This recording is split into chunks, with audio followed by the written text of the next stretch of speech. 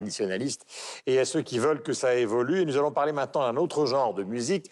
Grâce à la Philharmonie où nous sommes, notre invité est le commissaire de l'exposition événement qui se tient justement ici même, qui nous accueille d'ailleurs, la Philharmonie, une exposition intitulée Electro de Kraftwerk à Daft Punk. Bonjour, bienvenue Jean-Yves Leloup. C'est une exposition qui est consacrée à la musique électronique au sein finalement d'une institution qui est en général plus consacrée à la musique classique traditionnelle. Oui, mais la Philharmonie est ouverte depuis très longtemps aux musiques actuelles et aux musiques pop. Il y a eu cette grande exposition David Bowie qui a fait l'ouverture des expositions temporaires. Il y a eu une expo sur la Jamaïque qui était la première dans le monde sur l'histoire de la musique jamaïcaine et son importance dans le rock et la pop, les comédies musicales et bien d'autres. Donc c'est une ouverture qui est là depuis presque le début à la Philharmonie de Paris. C'est un désir chez eux naturel de le faire.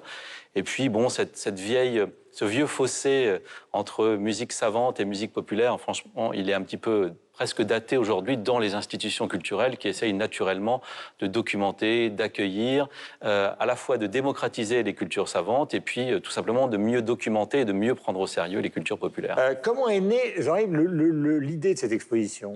Alors, l'idée, elle est née il y a 6-7 ans déjà, lorsque la première équipe était venue me voir pour faire une exposition plutôt historique, assez classique, c'était il y a 6-7 ans. Et puis, avec l'arrivée de la nouvelle directrice du Musée de la musique, Marie-Pauline Martin, qui est une quadragénaire, historienne de la musique plutôt classique, qui avait fait l'exposition sur le mythe Beethoven ici.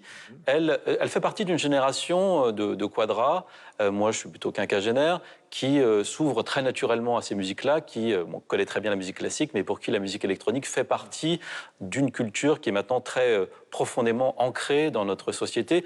La musique dont on parle ici, l'électro, qui est un terme un peu générique, c'est la dance musique électronique dont les matrices sont la disco, la house music et la techno. Ce sont des musiques qui ont plus de 30 ans d'âge maintenant et qui ont aussi qui ont une culture très riche et des relations très, très fortes avec des plasticiens ou d'autres types d'artistes comme des photographes ou des réalisateurs. Alors, pour le jeune public, en gros, ça date de Kraftwerk pour ceux qui ont 60 ans à Daft Punk aujourd'hui, alors que c'est une histoire beaucoup plus ancienne. Oui, les premiers instruments électroniques, les principes des sons électroniques, on les découvre à la fin du 19e siècle.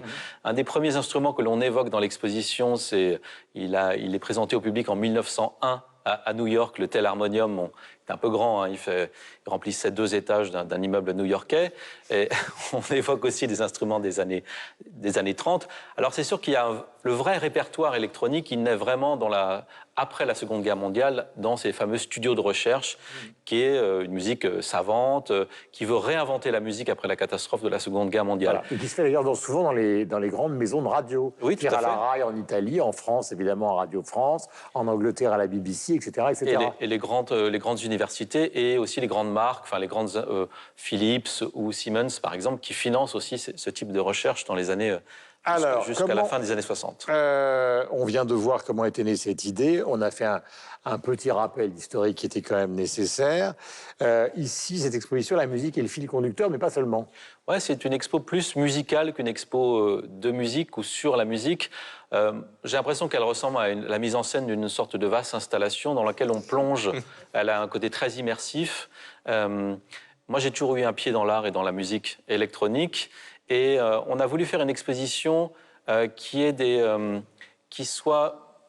s'inspire aussi de ce qu'était la scénographie et le choc esthétique que moi j'avais pu ressentir lors des premières rave parties du début des années 90. Parce que ces fêtes-là, c'était pas juste des concerts avec des DJ placés sur un piédestal, c'est le spectacle qui était dans la salle et à travers la scénographie, des fumigènes, des lumières, des relations qui se tissaient entre chacun des danseurs, avec une nouvelle liberté et on pourrait dire que c'était un peu la mort du théâtre à l'italienne, on parlait de l'opéra tout à l'heure, c'est la destruction d'une certaine forme de scénographie et de frontalité qui revient un peu parfois. Et donc on a voulu être fidèle à cette espèce de choc esthétique que moi j'ai pu ressentir comme beaucoup d'autres personnes de ma génération. Voilà, est-ce que vous avez intégré la pharmacie qui fonctionnait avec ces grandes réparties évidemment. Oui, on pourrait le dire, puisque l'expo elle est très hypnotique, très colorée, très immersive, elle a une sensorialité seulement qui n'est procurée qu'à travers les arts plastiques. Voilà, j'aime ce sourire. Joël, quels sont les temps forts? Les temps forts, eh bien, c'est surtout le festival Days Off qui aura lieu pendant la première semaine du mois de juillet, notamment avec 3 concerts de Kraftwerk, les 11, 12, 13 juillet. Donc ce groupe un peu fondateur qui a proposé lui-même de faire des concerts dans la grande salle Pierre Boulez de la Philharmonie, avec un concert en 3D, c'est-à-dire en relief, avec des lunettes, et en son surround, donc en son spatialisé, ce qui n'a jamais été le cas à Paris. Et voilà, on a trois dates très, très importantes. Et puis, d'autres artistes, bien sûr, électroniques, qui seront pas mal présents dans le Festival des Offres, qui est un festival relativement ouvert, enfin, qui est un festival de musiques actuelles, et aussi avec des artistes comme Chloé, par exemple, enfin, avec une féminisation très accentuée de la programmation, puisque la question des femmes et de leur représentation et de leur présence, surtout dans la musique électronique, est assez importante dans l'expo et aussi maintenant dans l'esprit des programmateurs et de notre équipe. Nous sommes avec donc le commissaire de cette exposition, donc qui est Jean-Yves Leloup. Question Mathieu, parce que vous êtes le grand fan de la musique électronique, de la bande, avec donc notre camarade Sylvestre. Ben écoutez, j'ai pas beaucoup de questions parce que je suis absolument fasciné par le travail extraordinaire que vous avez réussi à faire de synthèse, justement, vous l'avez dit, de cette musique qui a commencé véritablement comme une musique savante. Vous avez d'ailleurs, je suis très content que vous ayez intégré dans votre expo le Trottonium, qui est donc ce premier synthétiseur grand public qui a été designé en Allemagne à la fin des années 20, mais construit donc dans les années 30. Et vous réussissez vraiment ce travail qui n'est pas facile, de grand écart entre l'aspect populaire de cette culture-là.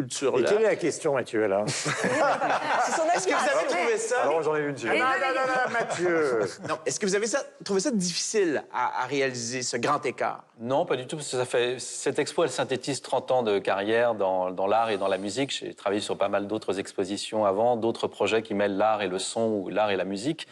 Donc, non, c'est un travail très laborieux de 2 ans de travail pour monter l'exposition. Obtenir ces vieux instruments, c'est assez facile parce qu'il y a tout un réseau de musées à travers le monde qui se prêtent, qui s'échangent en fait ces très beaux instruments. Ce qui est parfois plus complexe, c'est de contacter des artistes qui vivent dans la sphère de la pop et pour qui le côté exposition, peut-être académique, leur semble très, très lointain. Donc ça peut être plus difficile. Parce qu'on peut se dire que c'est la phase que le hip-hop, justement, quand ils sont montés sur des vraies scènes et non plus dans la rue, on s'est dit, oh, ça a été récupéré. Est-ce qu'il n'y a pas de dire, bah, c'est un peu mort, la musique électro, puisque ça arrive dans un musée? Il peut y avoir une certaine méfiance comme ça, mais honnêtement, séparer le monde dit académique et les cultures populaires, comme on le disait tout à l'heure, je trouve ça un petit peu vraiment désuet comme vision, mais elle est présente à la fois chez des gens chez certains conservateurs et des gens de la culture pop pour qui, au fond, la culture pop ne doit surtout avoir rien à faire dans cet univers-là. Mais honnêtement, aujourd'hui, cette expo, elle est aussi très actuelle, elle n'est pas seulement historique, hein. Il y a énormément d'œuvres récentes, certaines ont été créées pour cette exposition, comme par exemple l'installation Core de 1024 Architecture, qui est une très belle installation numérique. Merci beaucoup, donc, Jean-Yves Leloup, d'être venu nous voir. Nous sommes à la Philharmonie. L'exposition, donc, est intitulée donc, Électro de Kraftwerk à Daft Punk. Il y aura donc un concert de ce groupe mythique pendant plusieurs jours.